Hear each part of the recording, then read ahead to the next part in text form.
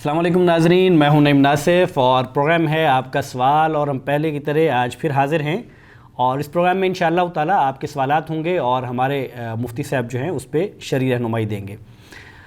नाज़रीन, मैं हमेशा आप लोगों से दरख्वास्त होती है कि हमारे प्रोग्राम पर हमें फ़ीडबैक भी दिया करें और प्रोग्राम के बारे में अगर आपके कोई मज़ीद सवालात हों उन सवालात पर तो वो भी हमें आप ज़रूर उससे आगाह करें। तो आज के प्रोग्राम का बाकायदा आगाज़ करते हैं। क़ारी साहब, अस्सलामु अलैकुम वरहमतुल्लाहि वबरकातुहू। वालेकुम अस्सलाम वरहमतुल्लाहि वबरकातुहू। शेख, ये फरमाइए कि मसाजिद में अगर गैर जो इस्लामी हुकूमत है या गैर इस्लामी इदारे हैं वो अगर आपको मस्जिद की तामीर के लिए कोई ग्रांट दें तो क्या ऐसे पैसे वसूल किए जा सकते हैं और उन पैसों से मसाजिद की तामीर ठीक होगी? अगर लिए जा सकते हैं तो क्या इसके कुछ शराइत भी हैं? मसाजिद की तामीर के लिए ऐसी हुकूमत जो मुसलमान ना हो लेकिन वहाँ पर मुसलमान लोग बसते हों, और वो हुकूमत जो है वो तमाम मज़ाहिब को अगर उनके माबद खाने और उनकी जो इबादत गाहें हैं वो बनाकर देती है और उसके अंदर ही वो मुसलमानों को भी ये ऑफ़र करती है कि आप अगर मस्जिद तामीर करना चाहते हैं तो हम आपको ग्रांट दे देते हैं,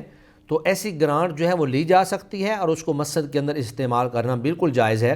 उसकी वजह ये है कि ये मुसलमान बाशिंदे उस हुकूमत में रह रहे हैं और उस हुकूमत को हर मामले के अंदर टैक्स अदा करते हैं। तो ये जो टैक्स की अदायगी है ये इस बात का तकाज़ा करती है कि हुकूमत जो जो सहूलतें अपनी आवाम को दे रही है वो मुसलमान जो हैं वो भी उन सहूलतों के मुकम्मल तौर पर हक़दार हैं और मुस्तहिक हैं, और वो हुकूमत से वो ग्रांट लेकर उसको मस्जिद के अंदर इस्तेमाल कर सकते हैं। और फिर मस्जिद के लिए ये ज़रूरी भी नहीं है कि सिर्फ मुसलमानों का माल ही उस पर ख़र्च किया जाए, उस पर गैर मुसलमों का माल जो है वो भी ख़र्च किया जा सकता है। जब बैतुल्लाह को तामीर किया गया तो उसमें कुफ़ार मक्का ने अपना माल लगाया जो उस वक़्त जो है मुसलमान नहीं थे, लेकिन उनका माल जो है वो बैतुल्लाह की तामीर के अंदर बाकायदा तौर पे ख़र्च किया गया और वहाँ पर उसको लगाया गया। शेख, ये बताइएगा कि एक साहब पूछते हैं कि क्या जो अपनी मनकूहा है यानी जिसके साथ इस मर्द का निकाह हुआ है उसको ये मस्जिद की हुदूद में गले लगा सकता है या उसका बोसा ले सकता है? इस सवाल के दो हिस्से हैं। पहला हिस्सा ये है कि क्या कोई शख्स अपनी मनकूहा का बोसा ले सकता है या उसका मुआनका कर सकता है, तो ये बिल्कुल जायज़ है, क्योंकि जिससे निकाह हो गया है अगरचे रुखसती नहीं हुई है, आपके लिए उसका बोसा लेना या उससे मुआनका करना शरई तौर पर आपके लिए जायज़ हो जाता है। लेकिन मस्जिदों को अल्लाह ताला ने नमाज के लिए, ज़िक्र व अज़कार के लिए, तिलावत कुरान मजीद के लिए और इबादात के लिए अल्लाह ताला ने मसाजिद को बनाया है। मसाजिद इसलिए नहीं बनाई कि वहाँ पर इस तरह के जिनसी मामलात जो हैं या जिनसी ख्वाहिशात को भड़काने वाले मामलात जो हैं उनको सरअंजाम दिया जाए। अल्लाह रब्बुल इज़्ज़त कुरान मजीद में फ़रमाते हैं वला तुबाशिरूहुन्ना व अंतुम आकिफून फ़िल मसाजिद, कि जब आप मसाजिद में मोतकिफ़ हों, एतिकाफ़ कर रहे हों, तो फिर आप अपनी बीवियों के साथ मुबाशरत नहीं कर सकते। तो इस आयत में भी इस बात की तरफ इशारा है कि आप अपनी बीवी से मुबाशरत तो कर सकते हैं लेकिन मस्जिद के आदाब के ख़िलाफ़ है, मस्जिद के तक़द्दुस के ख़िलाफ़ है, और मस्जिद का जो एहतराम अल्लाह ताला ने हम पर फ़र्ज़ किया है, शायर इस्लाम का एहतराम, उसका ये तकाज़ा है कि ये मामलात जो हैं आप अपने घर में जाकर सरअंजाम दें। जब आपके लिए एक चीज़ जायज़ है तो फिर वो मस्जिद में क्यों, आप अपने घर में जाएं, अपने घर के अंदर आप इन मामलात को सरअंजाम दें। मस्जिद के अंदर ये चीज़ें सरअंजाम देना ये बिल्कुल मस्जिद की तौहीन है, मस्जिद का इस्तिग़फ़ाफ़ है और मस्जिद के आदाब के ख़िलाफ़ है। इन चीज़ों से परहेज़ करना चाहिए। शेख, एक साहब पूछते हैं कि क्या मस्जिद नबवी में जब हम नमाज़ पढ़ रहे हों तो मस्जिद के अंदर वाले हिस्से में और फिर बाहर वाला जो हिस्सा है या जो बाद में तोसी हुई है मस्जिद की, तो तोसी शुदा हिस्से में नमाज़ पढ़ना और मस्जिद की जो पहले वाला हिस्सा है जो पहले से मस्जिद है, इन दोनों में कोई फ़र्क होगा इसकी फजीलत और सवाब में?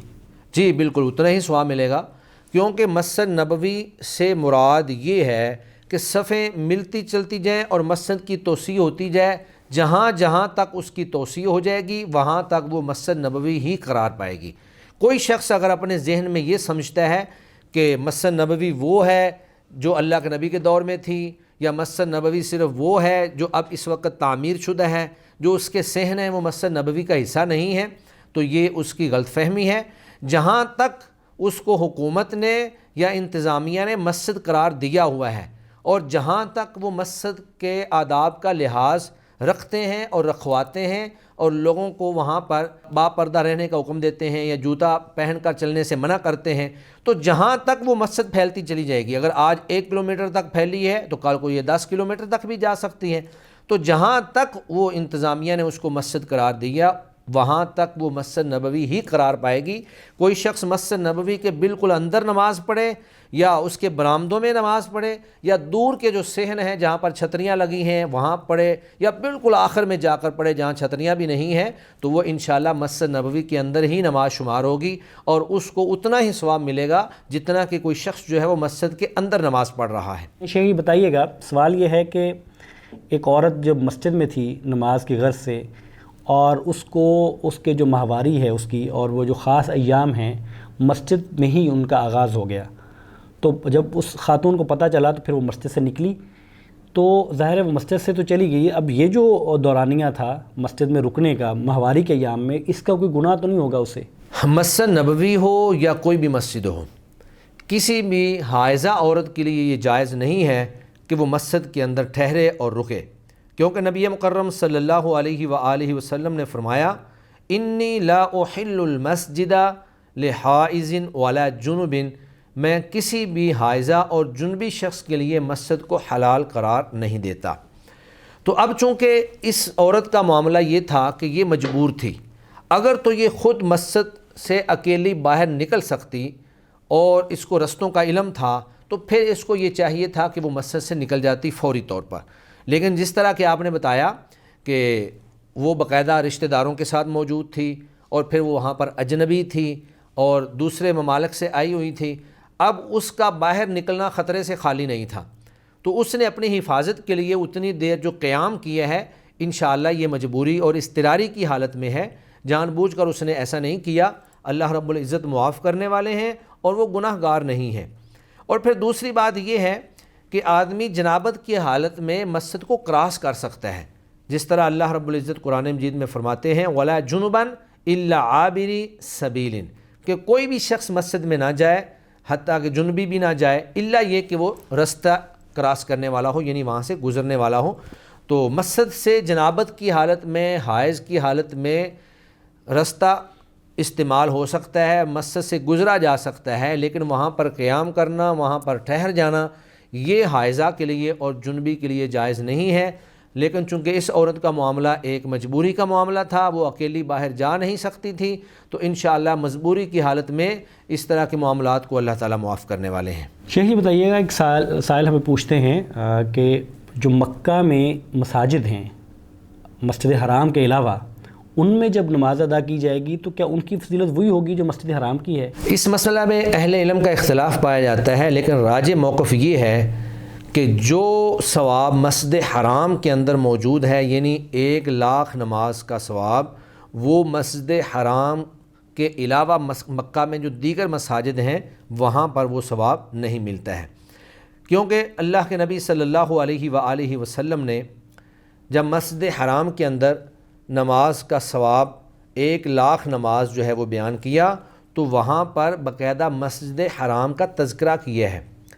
رسول اللہ صلی اللہ علیہ وسلم فرماتے ہیں صلاۃ فیہ افضل من 1000 صلاۃ فیما سواہ من المساجد الا مسجد الکعبہ، کہ مسجد نبوی کے اندر ایک نماز دیگر مساجد کی نماز سے 1000 گنا زیادہ ہے، ہاں سوائے مسجد کعبہ کے، یعنی کعبہ کے اندر جو مسجد ہے۔ تو اس حدیث کے اندر بھی مسجد کا تذکرہ ہے جو بیت اللہ کے اندر موجود ہے، اور دوسری جگہ اللہ رب العزت نے قرآن مجید میں جہاں پر مشرکوں کو نجس قرار دیا کہ انما المشرکون نجس فلا یقربوا المسجد الحرام، کہ وہ مسجد حرام کے قریب بھی نہ آئیں، تو یہاں جو لفظ ہیں وہ یقربوا المسجد الحرام ہے، مسجد حرام کا تذکرہ ہے۔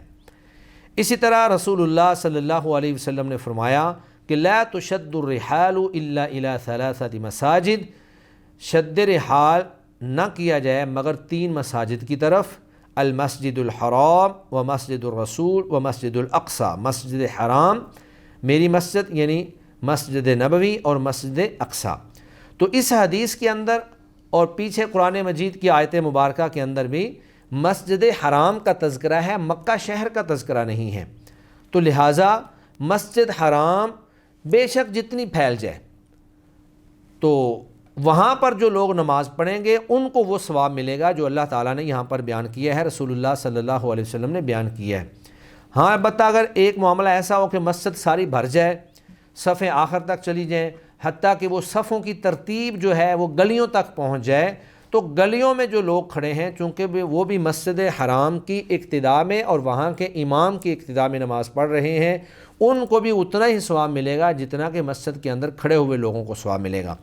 لیکن اگر کوئی شخص مکہ کی کسی دوسری مسجد کے اندر جا کر نماز ادا کرتا ہے جو مسجد حرام سے کچھ فاصلے پر ہے، تو اس مسجد کا ثواب جو ہے وہ دیگر مساجد کی طرح ہوگا، اس کا ثواب جو ہے وہ مسجد حرام جتنا 1,00,000 نماز کا نہیں ہوگا۔ شیخ یہ بتائیے گا کہ بعض لوگ اس بات کو بھی دلیل بناتے ہیں یا اس کے بارے میں ان کی رائے یہ ہے کہ یہ جو ہمارے ہاں لاؤڈ سپیکر ہے مساجد میں یہ بھی ٹھیک نہیں ہے، اور دلیل یہ ہے کہ چونکہ یہ بھی جب آپ بدعت کی تعریف کرتے ہیں یا بات کرتے ہیں تو نبی کریم صلی اللہ علیہ وسلم کے دور میں تو لاؤڈ سپیکر بھی نہیں تھا، نہ اس میں اذان ہوتی تھی، نہ اس میں خطبات ہوتے تھے۔ تو آج ان میں جو خطبات ہو رہے ہیں، عید کے ہوں، وہ جمعہ کے ہوں، وہ مجالس ہوں، تو یہ جائز کیسے ہیں؟ دیکھیں، ہم نے لاؤڈ سپیکر کو جائز یا ناجائز کرنے کا حکم جو ہے وہ اس کے مقاصد کو سامنے رکھ کر لگانا ہے۔ لاؤڈ سپیکر استعمال کیوں کیا جاتا ہے؟ لاؤڈ سپیکر اس لیے استعمال کرتے ہیں کہ وہ بڑی مساجد جہاں پر نمازیوں کی ایک بڑی تعداد ہوتی ہے، وہاں پر نماز ادا کرتے وقت امام صاحب کی آواز پیچھے تک نہیں جاتی ہے، اور اگر خطبہ دیا جا رہا ہے تو خطبے کی آواز جو ہے وہ بھی پیچھے تک نہیں جاتی ہے۔ تو اس آواز کو آسانی کے ساتھ پیچھے تک پہنچانا، تمام نمازیوں تک پہنچانا، یہ ایک ضرورت ہے، ورنہ اس کے بغیر نماز کے اندر بہت سارے خلل واقع ہو جاتے ہیں۔ کئی جگہوں پر ہم نے ایسا بھی دیکھا ہے کہ امام صاحب جو ہیں وہ سجدے میں ہوتے ہیں اور پیچھے مقتدی جو ہیں وہ ابھی تک رکوع میں ہوتے ہیں۔ وجہ صرف یہ ہے کہ ان لوگوں نے اپنے خطبوں کے اندر یا نماز کے اندر یا اپنے دیگر جو عبادات کے معاملات ہیں ان میں لاؤڈ سپیکر کو منع قرار دے دیا۔ اب لاؤڈ سپیکر استعمال نہیں کرتے ہیں، لمبا اجتماع ہے، 150-200 صف ہے، امام صاحب نے اللہ اکبر کہا، پیچھے کے مکبر نے اللہ اکبر کہا، پھر اس سے پیچھے کے مکبر نے اللہ اکبر کہا، تو وہ اللہ اکبر کہتے کہتے 1 منٹ لگ جاتا ہے آخری صف تک جاتے ہوئے۔ اتنی دیر میں امام صاحب جو ہیں وہ سلام پھیر دیتے ہیں، اور یہ ہمارے جو آخری صف کے مقتدی ہوتے ہیں ان کی پوری رکعت ابھی تک باقی ہوتی ہے۔ تو ان معاملات کو اور ان کوتاہیوں کو دور کرنے کے لیے لاؤڈ سپیکر کو استعمال کرنا، اور پھر لاؤڈ سپیکر کے استعمال میں امام اور خطیب دونوں کے لیے آسانی ہے۔ امام کو گلا پھاڑ پھاڑ کر اور اونچی آواز سے نہیں بولنا پڑتا، خطیب کو اونچی آواز سے نہیں بولنا پڑتا، ورنہ خطیب جتنا بھی زور سے بول لے، جتنا بھی اونچی آواز سے بول لے، اگر مقتدی زیادہ ہیں، مسجد بڑی ہے،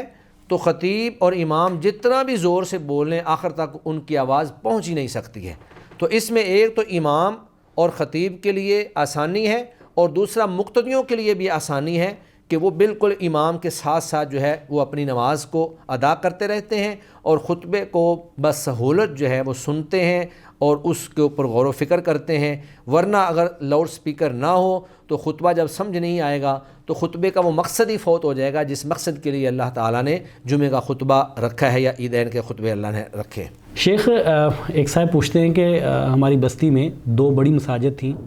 اور ایک عرصے سے ان میں نمازیں ہو رہی تھیں۔ اب کسی کوئی ان کے وہاں وجہ بن گئی کہ وہ ایک مسجد میں ہی سارے نمازی نماز پڑھنا چاہتے تھے، دوسری مسجد کو اس مسجد میں شامل کرنا چاہتے تھے۔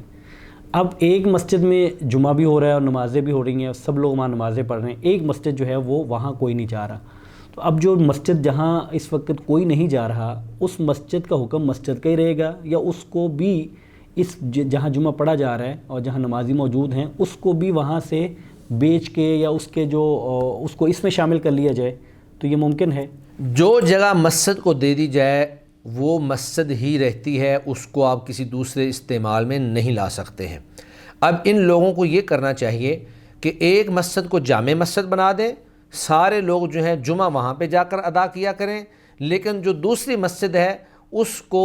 5 وقت کی جو نماز ہے اس کے لیے مختص کر دیں، بلکہ دونوں مسجدوں کے اندر ہی 5 وقتہ نماز ادا ہوتی رہے. جمعہ جو ہے وہ ایک مسجد کے اندر ادا کیا جائے. جو اللہ کا گھر اور مسجد ایک دفعہ بنا دی گئی اس کو غیر آباد کرنا اور اس کو متروک کر دینا یہ اس کا استخفاف ہے اور اس کی توہین ہے اور مسجد کے آداب کے خلاف ہے. شیخ ایک سائل پوچھتے ہیں کہ جو مساجد میں اعلانات ہوتے ہیں یا اپیل ہوتی ہے، نماز ختم ہوئی، جمعہ ختم ہوا اور کوئی نہ کوئی شخص کھڑے ہوتے ہیں اور وہ اپیل کرتے ہیں، کسی مسجد کے لیے بھی وہ ہو سکتی ہے، کسی مدرسے کے لیے ہو سکتی ہے، حتیٰ کہ کوئی اپنی ذاتی مسائل بھی ہوتے ہیں لوگوں کے، تو انفرادی حیثیت میں اپنے لیے یا کسی دینی اداروں کے لیے اس طرح مساجد میں اپیل کرنا جائز ہے؟ دیکھیں، مانگنا جو ہے اسلام کی نظر میں، شریعت کی نظر میں ایک مذموم فعل ہے. اسلام نے اس کی ممانعت اور اس کی مذمت کی ہے. آپ صلی اللہ علیہ وسلم نے فرمایا کہ جو شخص کسی سے سوال کرتا ہے اور مانگتا ہے کل قیامت کے دن اس کے چہرے پر گوشت نہیں ہوگا. تو مانگنا مسجد میں ہو یا مسجد کے علاوہ ہو، کسی جگہ بھی مانگنے کی حوصلہ افزائی نہیں کی گئی، اس کی مذمت ہی کی گئی ہے اور اس کو برا ہی کہا گیا ہے. ہاں البتہ اگر ایک شخص واقعی مستحق ہے، حقدار ہے اور وہ مسجد میں آ کر سوال کرتا ہے اور بالکل سچ بیان کرتا ہے یا نمازی بھی اس کو جانتے ہیں کہ یہ بندہ مستحق ہے، تو ایسے شخص کے لیے سوال کر دینا کسی حد تک جائز ہے اور اس کے لیے گنجائش موجود ہے. تو اس کے علاوہ جو لوگ صرف اپنی پراپرٹی بنانے کے لیے یا اپنا مال زیادہ کرنے کے لیے مانگتے ہیں، آج کل تو روایتی فقیروں کو اگر دیکھا جائے تو بہت سارے لوگ ایسے بھی موجود ہیں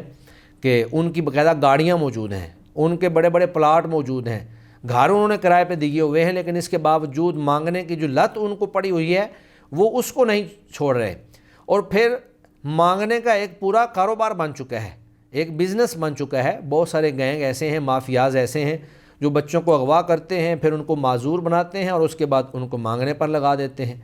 تو یہ سارا کا سسٹم جو ہے اس کی حوصلہ افزائی نہیں کرنی چاہیے، اس کی مذمت کرنی چاہیے، حوصلہ شکنی کرنی چاہیے. ہاں البتہ آپ اپنے محلے کے اندر، اپنی مسجد کے اندر، اپنے رشتہ داروں کے اندر کسی ایسے شخص کو جانتے ہیں جو واقعی مستحق ہے، غریب ہے، مسکین ہے، آپ اس کے ساتھ تعاون کیا کریں. یہ جو روایتی فقیر ہیں ان کو کبھی بھی نہ دیں، ان کی حوصلہ شکنی کریں تاکہ یہ مانگنے سے باز آ جائیں اور یہ بھی رزق حلال کمانا شروع کر دیں. اچھے خاصے بہت نوجوان ایسے بھی جو صحت مند ہوتے ہیں وہ محنت مزدوری کر سکتے ہیں لیکن اس کے باوجود وہ مانگ رہے ہوتے ہیں.